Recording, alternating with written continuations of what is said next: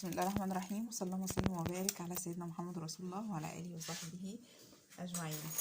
هنعمل كالعاده طبعا العاده الرمضانيه الجميله او الحلويات الرمضانيه الجميله المشهوره، علامه مميزه، تيمه مميزه من قديم الازل عند المصريين بالذات، الكنافه.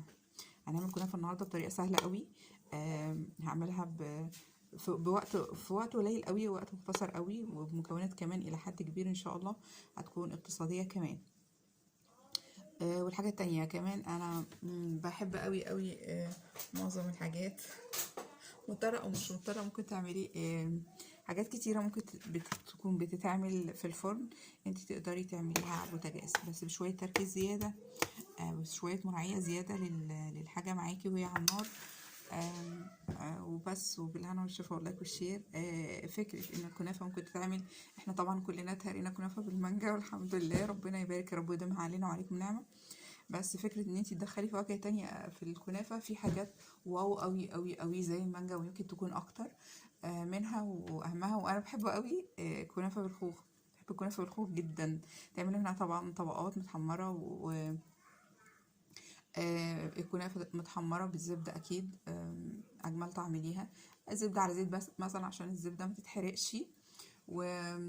و... ونعمل بقى طبقات، بعدين السيرب بتاعها التقيل الحلو قوي، في سنة فانيليا كمان واو بيبقى حلو قوي. والحاجة التانية ممكن كمان في السيرب نفسه اللي هو تقيل إلى حد كبير، أضيف التوابل اللي هي بتعمل نكهات حلوة قوي. التوابل اللي بتعمل نكهات حلوة منها وأهمها بالنسبة لي أنا الحبهان والقرفة، يعني ممكن أستغني بيهم كمان عن الفانيليا نفسها، ممكن أستغني بيهم عن الفانيليا. منكهة جميلة، ريحة وطعم حلوين قوي، وبرضو أكيد بيعملوا تطشية لون كده صغننة، ما علينا اللون مش هيفرق معانا، بس كطعم وكريحة خرافة، بتخلي حاجة فخمة قوي كده وطعمها حلو ومختلف، وتحس ان هي يعني ايه طعم كلاسيكي حلو قوي قوي كده، طعم من ايام من ايام قبل الفانيليا مثلا، نقول من قبل الفانيليا. بس هي المهم ان هي حاجات طبيعيه، منكهات طبيعيه وروايح طبيعيه وجميله قوي ومغذيه اكيد، وبدون اي حاجه صناعي فيها او كده، اللي هي مثلا القرفه وزي ما قلنا والهيل او الحبهان. ممكن كمان في روايح تانية استخدمها في الحلويات، زي مثلا بشر الليمون، كلنا عارفين اكيد بشر الليمون، بشر اليوسفي، بشر البرتقال، بس طبعا بحذر شديد قوي ان انا ما ادخلش ناحية الجزء الابيض او السكين او اسمها ايه، القشرة البيضاء. المهم يعني ايا كان، معلش اعذروني اللي جه على بالي، القشرة البيضاء اللي هي بتمرر وكده. تمام. المهم انا هاخد الكنافه دي، مش عايزه اطول عليكم ولو اني انا عارفه ان انا طولت. هاخد الكنافه دي وهوريكم فكره جديده انا عملتها ونفذتها، ان شاء الله يا رب تعجبكم وتجربوها انتوا كمان، تعجبكم قوي وتنفذوها.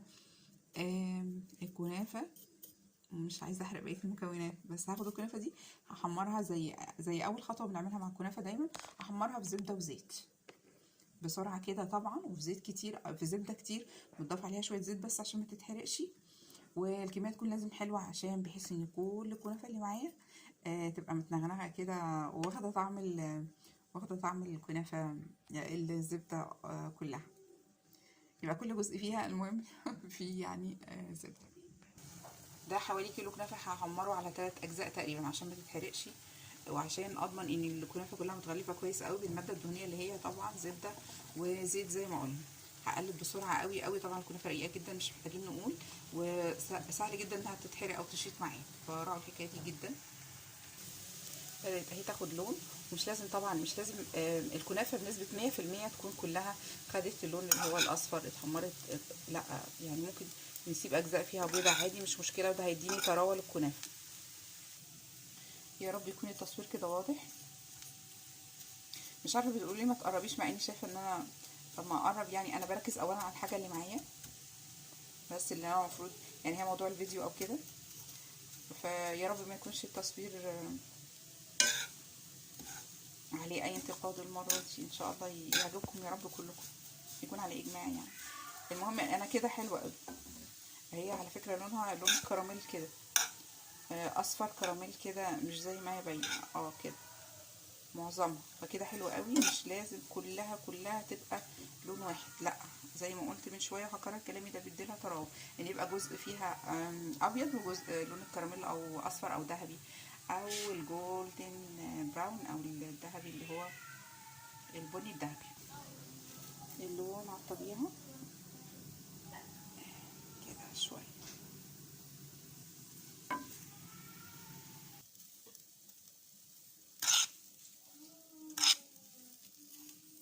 كده حلو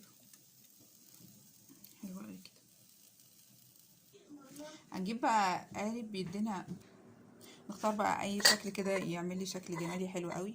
طبعا مش اكيد مش محتاجه ابطنه باي ماده دهنيه او اي حاجه، هي اصلا الكنافه منها فيها اكيد فيها نسبه زيت وزبده كتير قوي، فاوريدي مش هتلزق. بس اهم حاجه ان انا اضغطها قوي قوي وانا ب وانا بحطها في القالب ايا كان، او القالب ده برضو يعني اي شيء ان شاء الله الصغننين دول يبقوا شبه الكب كيكس كده. وهاخد الكنافه واحطها في القالب واضغط واضغط واضغط، بس الاول هضيف عليها السيرب او الشربات. عملت سيرب وسط الى خفيف، يعني شويه الميه قد باتنين ميه واتنين ونص، اتنين ونص ميه وواحد ونص سكر.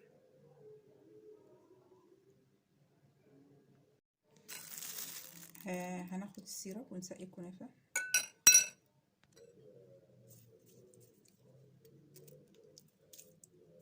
قوامه حلو كده يا دوب، مش عايزين يعني هو خفيف بداية التقل، بس هو بيميل للخفة اكتر، ومش عايزة اغرقها قوي قوي قوي قوي تبقى معسلة كده يعني، لا، لغاية بس لما تتحلى وتبقى متماسكة.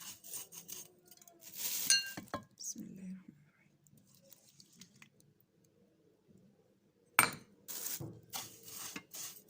هقلبها كويس في بعض، وبعدين احطها في القوالب وهضغط، اكيد هضغط كويس قوي عشان تديني كل الشكل ده، كل الانحناءات والشكل اللي هو الجوانب بتاعه القالب دي يتبع طبعا في شكل الكنافه اللي انا بعملها كده. وهفضل اضغط بالذات في الجوانب دي عشان يتبع الشكل اكتر واكتر.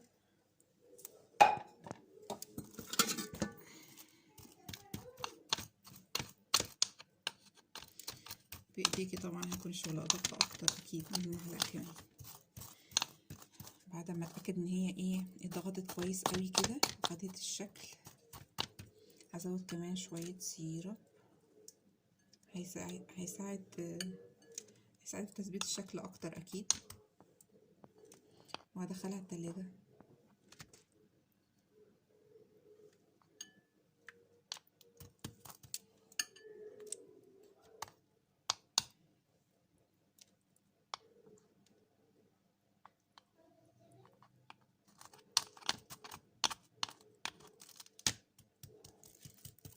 وهكذا.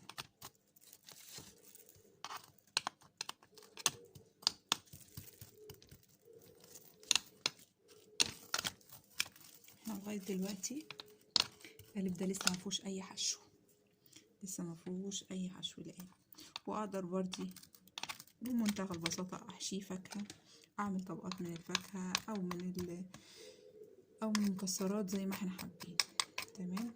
بس هنجدد شوية في الديكوريشن وفي الحشوات كمان. الجديد في الحشو ان انا مش هحشيها من جوه، يعني طبقات كده. هدخله التلاجة ونرجع نشوف مع بعض.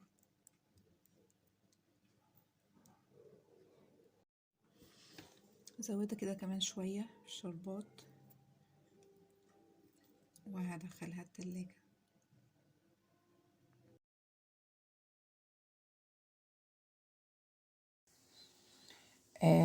زي ما قلنا هنعمل حشوات مختلفة النهاردة لقالب الكنافة. هو كده خد ساعات كتيرة في التلاجة واخد شكل القالب وكده. حشوة في النص بقى زي ما قلنا كريمة، فواكه. ممكن نحط الحشوة يعني فوقيه، ما تبقاش محشي من جوه، لا، هنحط فوقيه طبقات من التحلية الجميلة او من الفواكه، سلطة فواكه ممكن، شوكولاتة، كريم شانتيه. هنا هعمل معايا هنا خوختين كبار، وهنا حوالي 3 معالق سكر، وهعمل صوص خوخ.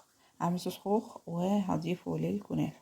نجدد بقى عن المانجا وعن الفراولة، عن كل النكهات اللي عملنا بيها الكنافة الكام سنة اللي عدوا. بالخوخ روعة روعة روعة. السكر والخوخ وكيس فانيليا. هنزل بالخوخ والسكر في طاسة او في كازرولة على النار.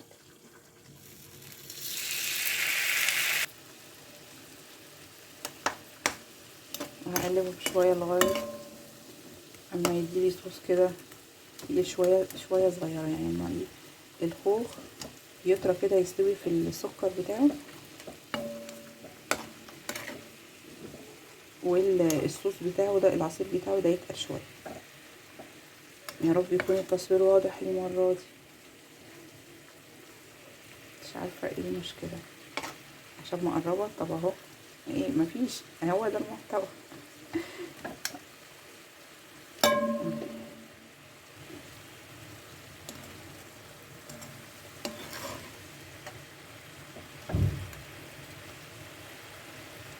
وفانيليا، كيس فانيليا او معلقة فانيليا صغيرة.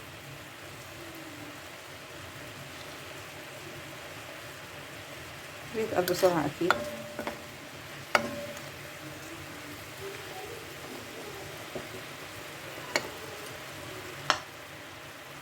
التربية قطعه صغير، كلها صغير صغير، اللهم الا كام حته كده بحيث ايه يبين لي اللون اكتر، يبين لي الجرنشه اكتر بتاعه الطبق بتاعي كده. تمام، افضل الحركه النمسه دي بس كده. يعني الباقي كله صغير عشان يستوي معايا بسرعه، عشان يديني قوام الصوص بسرعه حلو كده. انا ما وقفتش التصوير على فكره، فيعني هو ايه في 5 دقايق كده خلاص هنكون خدنا القوام اللي احنا عايزينه. لا دول 3 دقايق، 3 دقايق.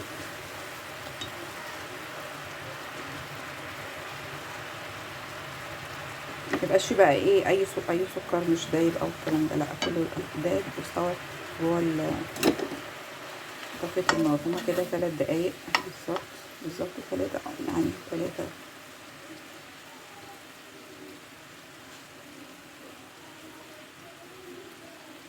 حلو. هنجيب بقى قالب الكنافه اللي عمالين من امبارح، لا مش من امبارح، من كذا ساعه يعني عمالين نجرنش فيه. نسيت اضيف الفانيليا، هنقلبها. صوص بسيط قوي واكيد اقتصادي جدا، يعني حتى الكميه نفسها اللي انا عاملاها خوختين ويا دوبك كام معلقه سكر، معلقتين 3 بكتير. حاجه جميله جدا، لذيذه جدا، فخمه جدا، ورخيصه على قد ما قدرنا، يعني اقتصادي على قد ما قدرنا نضغط التكاليف. هما خوختين 2 بس. طرنشي طبق على ذوقك، لو مش عايزه تعملي المنظر ده مش مشكله، احنا كده كده هنذوق بحاجات تانية اصلا.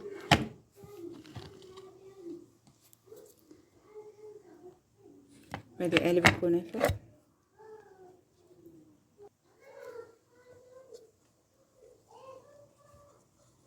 ونرفع القالب من غير ما صوابعنا تبان ولا اي حاجه عشان ما نتعاقبش.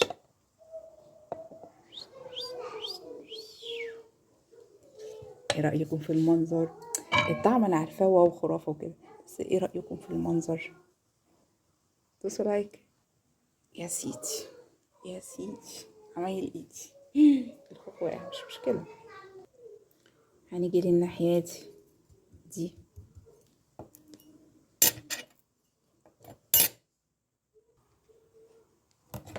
نيجي للنص ده،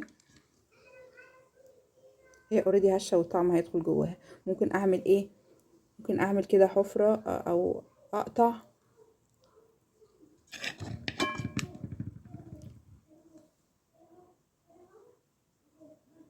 شفتوا الجمال والروعه؟ الفكره وصلت، اكيد الفكره وصلت. اروع واجمل والذ كنافه. هتنسيكم الكنافه بالمانجا، الكنافه بالخوخ بتاعت اميره نورون.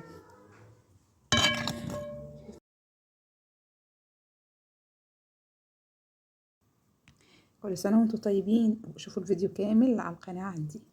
فولكانو، صنف جديد من الكنافه، فكره بسيطه ونتيجه فخامه قوي ولذيذه قوي وحلوه قوي وكمان اقتصاديه كالعاده. كل سنه وانتم طيبين. زي ما قلنا هنعمل حشوات مختلفة النهاردة لقالب الكنافة. هو كده خد ساعات كتيرة في التلاجة واخد شكل القالب وكده.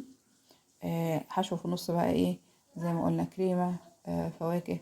ممكن نحط الحشوة يعني فوقيه، ما تبقاش محشي من جوه، لا هنحط فوقيه طبقات من التحلية الجميلة او من الفواكه، سلطة فواكه ممكن، شوكولاتة، كريم شانتيه. هنا هعمل معايا هنا خوختين كبار، وهنا حوالي 3 معالق سكر، وهعمل صوص خوخ. هعمل صوص خوخ وهضيفه للكنافة. نجدد بقى عن المانجا وعن الفراولة، عن كل النكهات اللي عملنا بيها الكنافة الكام سنة اللي عدوا بالخوخ. روعة روعة روعة. السكر والخوخ وكيس فانيليا. هنزل بالخوخ والسكر في طاسة او في كزرولة على النار.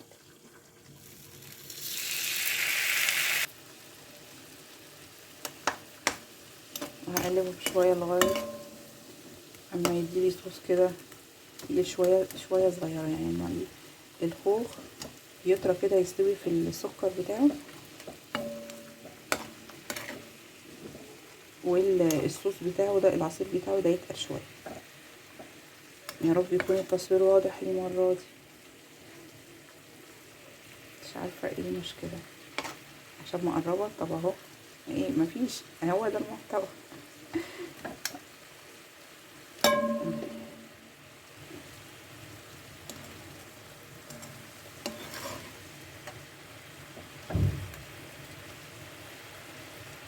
وفانيليا، كيس فانيليا او معلقة فانيليا صغيرة.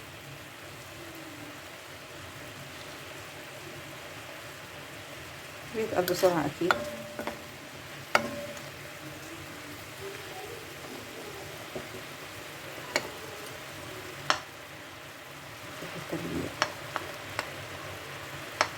قطعه صغير، كلها صغير صغير، اللهم الا كام حته كده بحيث ايه يبين لي اللون اكتر، يبين لي الجرنشه اكتر بتاعه الطبق بتاعي كده.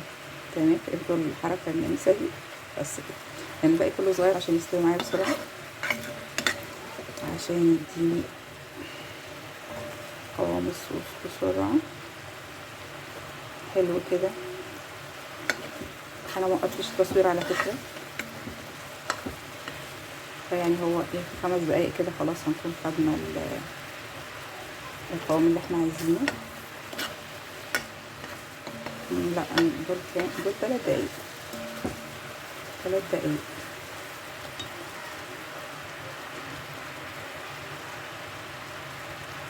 ميبقاش فيه بقى ايه اي سكر مش دايب او الكلام ده، لا كله دايب واستوى جوه طفيت النار. هما كده 3 دقايق بالظبط، بالظبط 3 يعني 3.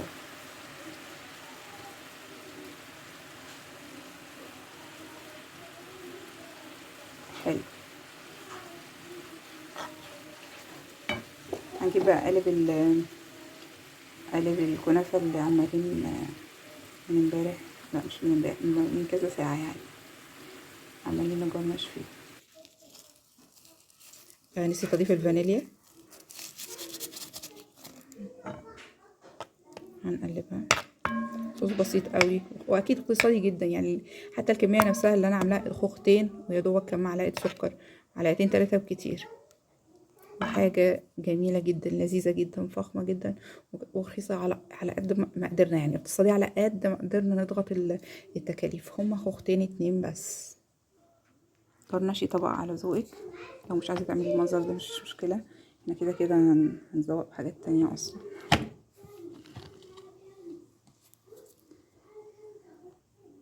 ادي قالب الكنافه.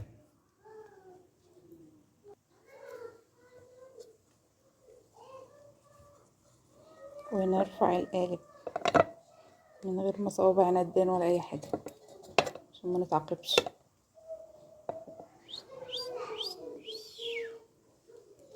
ايه رايكم في المنظر؟ الطعم انا عارفاه واو خرافه وكده، بس ايه رايكم في المنظر؟ دوسوا لايك. يا سيدي يا سيدي، عمايل ايدي. الخوخ واقع مش مشكله. هنيجي للناحيه دي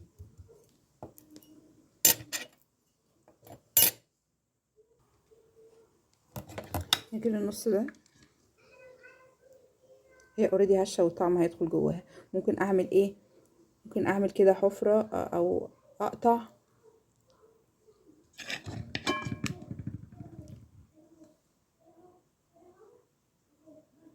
شفتوا الجمال والروعه؟ الفكره وصلت؟ اكيد الفكره وصلت. اروع واجمل والذ كنافه. هتنسيكم الكنافه بالمانجا، الكنافه بالخوخ بتاعت اميره نورون. شفتوا بقى كده وسكتنا؟ لا مش هنسكت. شلال الخوخ الناحيه دي وهوب هوب هوب الناحيه التانية. شلال الشوكولاته.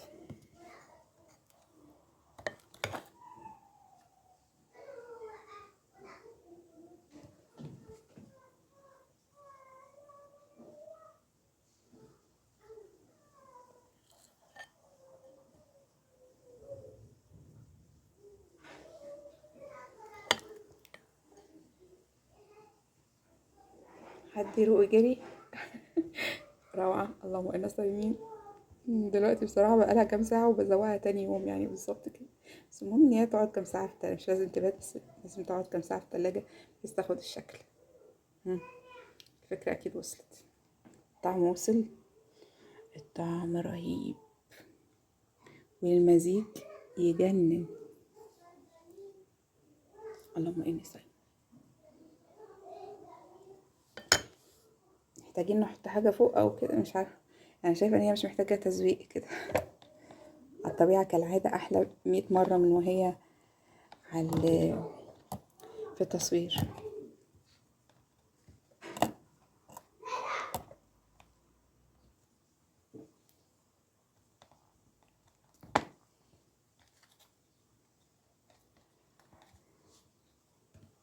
عندي كريم شانتيه بس هي بصراحة مش محتاجة. هي جميلة قوي قوي قوي كده وفيها طعمين اهو واكتر كمان.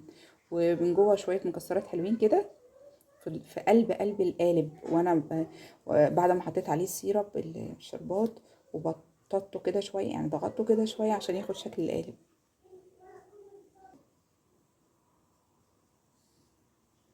اللايك والشير والسبسكرايب.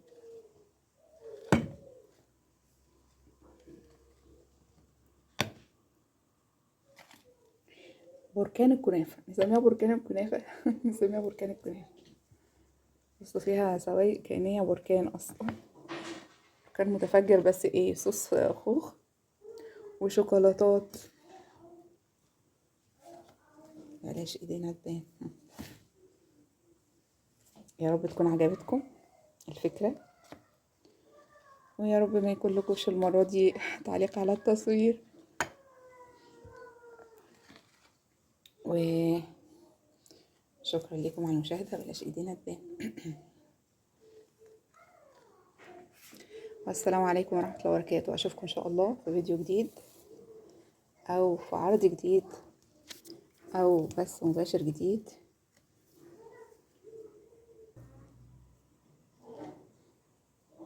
عشان عليا لخبطة بس عشان تشوفوا فكرة الاكل حتى. شوكة بقى معلقة. هي كده كده سهلة يعني ما هياش ايه ما هياش كتلة لا متفلفلة كده برضو مع بعضها جميلة. والهنا والشفا واللايك والشير. مع السلامة.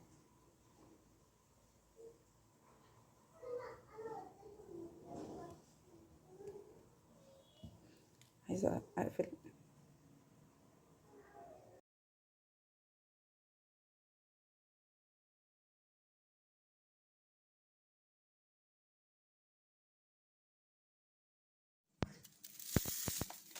بسم الله الرحمن الرحيم، وصلى الله وسلم وبارك على سيدنا محمد رسول الله وعلى اله وصحبه اجمعين. هنعمل كالعاده طبعا العاده الرمضانيه الجميله او الحلويات الرمضانيه الجميله المشهوره، علامه مميزه، تيمه مميزه من قديم الازل عند المصريين بالذات، الكنافه. هنعمل كنافه النهارده بطريقه سهله قوي. هعملها في وقت قليل قوي، وقت مختصر قوي، وبمكونات كمان الى حد كبير ان شاء الله هتكون اقتصاديه كمان. والحاجة التانية كمان انا بحب قوي قوي معظم الحاجات، مضطرة او مش مضطرة ممكن تعملي حاجات كتيرة ممكن تكون بتتعمل في الفرن، انت تقدري تعمليها على البوتاجاز بس بشوية تركيز زيادة، بشوية مراعية زيادة للحاجة معاكي وهي على النار. وبس، وبالهنا والشفا واللايك والشير. فكرة ان الكنافة ممكن تتعمل، احنا طبعا كلنا تهرينا كنافة بالمانجا والحمد لله، ربنا يبارك يا رب ويديمها علينا وعليكم نعمة.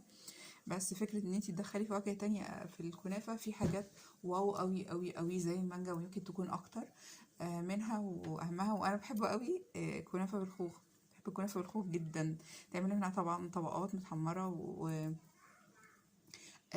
الكنافة متحمرة بالزبدة أكيد أجمل طعم ليها، زبدة على زيت بس مثلا عشان الزبدة ما تتحرقش. و... و... ونعمل بقى طبقات، بعدين السيرب بتاعها التقيل الحلو قوي، في سنة فانيليا كمان واو بيبقى حلو قوي. والحاجة التانية ممكن كمان في السيرب نفسه اللي هو تقيل إلى حد كبير، أضيف التوابل اللي هي بتعمل نكهات حلوة قوي. التوابل اللي بتعمل نكهات حلوة منها وأهمها بالنسبة لي أنا الحبهان والقرفة، يعني ممكن أستغني بيهم كمان عن الفانيليا نفسها، ممكن أستغني بيهم عن الفانيليا. منكهة جميلة، ريحة وطعم حلوين قوي، وبرضو أكيد بيعملوا تطشية لون كده صغننة، ما علينا اللون مش هيفرق معانا، بس كطعم وكريحة خرافة، بتخلي حاجة فخمة قوي كده وطعمها حلو ومختلف، وتحس ان هي يعني ايه طعم كلاسيكي حلو قوي قوي كده، طعم من ايام من ايام قبل الفانيليا مثلا، نقول من قبل الفانيليا. بس هي المهم ان هي حاجات طبيعيه، منكهات طبيعيه وروايح طبيعيه وجميله قوي ومغذيه اكيد، وبدون اي حاجه صناعي فيها او كده، اللي هي مثلا القرفه وزي ما قلنا والهيل او الحبهان. ممكن كمان في روايح تانية استخدمها في الحلويات زي مثلا بشر الليمون، كلنا عارفين اكيد بشر الليمون، بشر اليوسفي، بشر البرتقال، بس طبعا بحذر شديد قوي ان انا ما ادخلش ناحية الجزء الابيض او السكين او اسمها ايه، القشرة البيضاء. المهم يعني ايا كان، معلش اعذروني اللي جه على بالي القشرة البيضاء اللي هي بتمرر وكده، تمام. المهم انا هاخد الكنافه دي، مش عايزه اطول عليكم ولو اني انا عارفه ان انا طولت.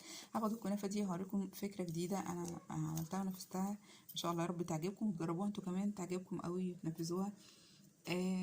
الكنافه مش عايزه احرق بقيه المكونات، بس هاخد الكنافه دي هحمرها زي اول خطوه بنعملها مع الكنافه دايما، هحمرها في زبده وزيت بسرعه كده طبعا، وفي زيت كتير، في زبده كتير، بتضاف عليها شويه زيت بس عشان ما تتحرقش، والكميه تكون لازم حلوه عشان بحيث ان كل الكنافه اللي معايا تبقى متنغنغه كده واخده طعم الكنافه، الزبده كلها، يبقى كل جزء فيها المهم فيه يعني زبده. ده حوالي كيلو كنافه هحمره على 3 اجزاء تقريبا عشان ما تتحرقش، وعشان اضمن ان الكنافه كلها متغلفه كويس قوي بالماده الدهنيه اللي هي طبعا زبده وزيت زي ما قلنا. هقلب بسرعه قوي قوي، طبعا الكنافه رقيقه جدا مش محتاجين نقول، وسهل جدا انها تتحرق او تشيط معايا، فراعوا الحكايه دي جدا.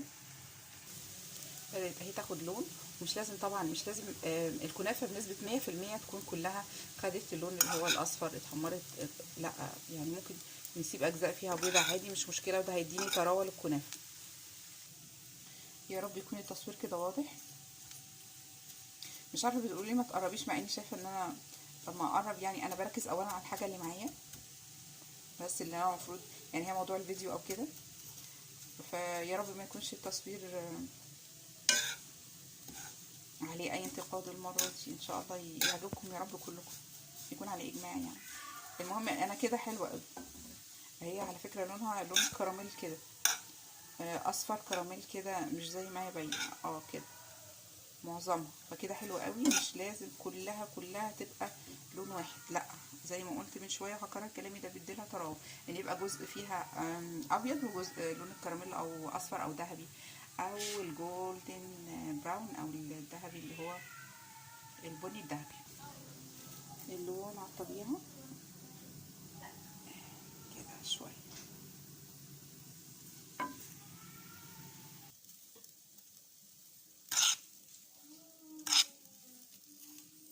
كده حلو حلو قوي كده. هنجيب بقى قالب بيدينا، نختار بقى اي شكل كده يعمل لي شكل جمالي حلو قوي.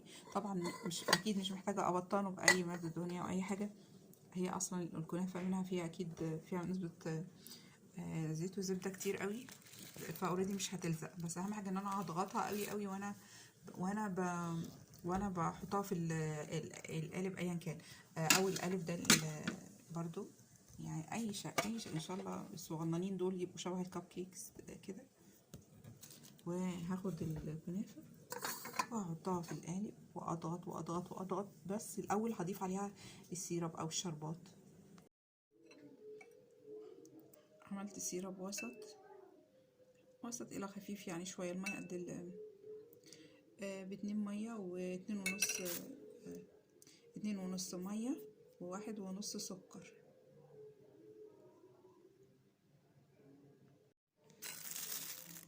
هناخد السيرب ونسقي الكنافه.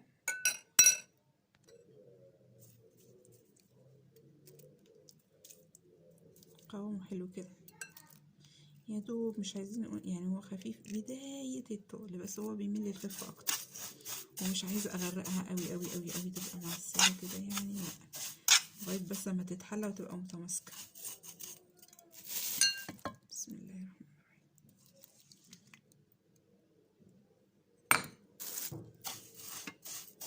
هقلبها كويس في بعض، وبعدين هحطها في القوالب وهضغط، اكيد هضغط كويس قوي عشان تديني كل الشكل ده، كل الانحناءات والشكل اللي هو الجوانب بتاعه القالب دي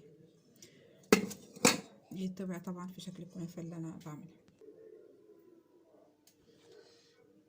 كده. وهفضل اضغط بالذات في الجوانب دي عشان يتبع الشكل اكتر واكتر.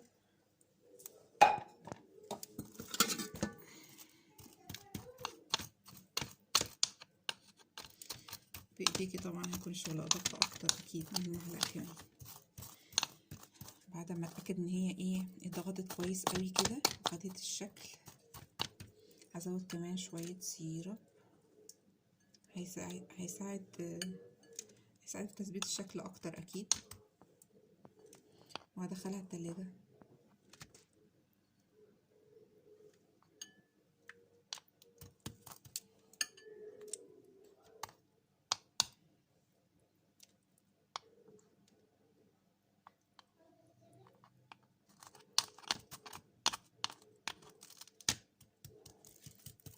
وهكذا.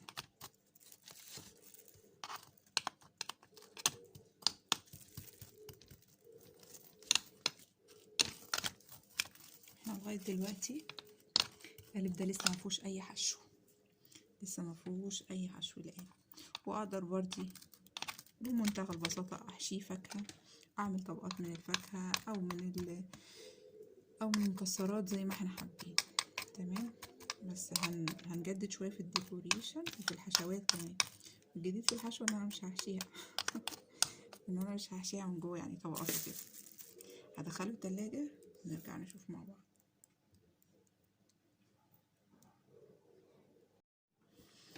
زودت كده كمان شوية الشربات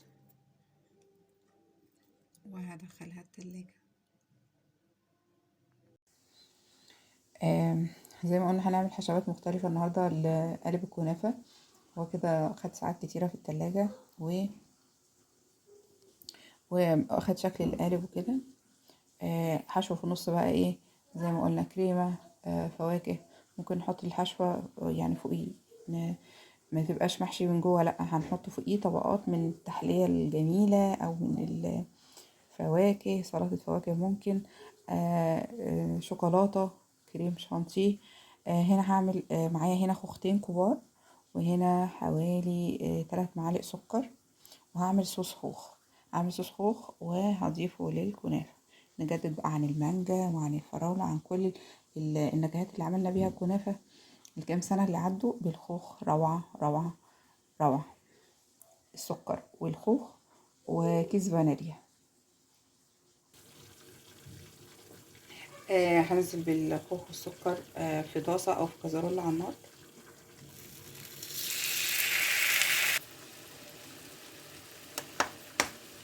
وهقلبه شوية لغاية اما يديلي صوص كده، شوية شوية صغيرة، يعني اما الخوخ يطرى كده يستوي في السكر بتاعه، والصوص بتاعه ده العصير بتاعه ده يتقل شوية. يا رب يكون التصوير واضح المرة دي، مش عارفة ايه المشكلة عشان مقربة. طب اهو ايه، مفيش، هو ده المحتوى.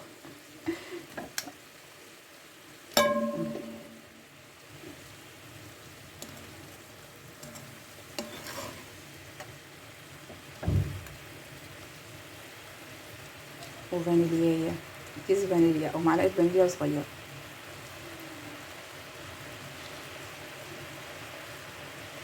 بيتقل بسرعة اكيد.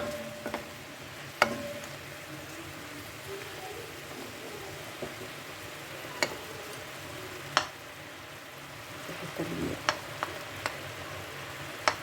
قطعه صغير، كلها صغير صغير، اللهم الا كام حته كده بحيث ايه يبين لي اللون اكتر، يبين لي الجرنشه اكتر بتاعه الطبق بتاعي كده.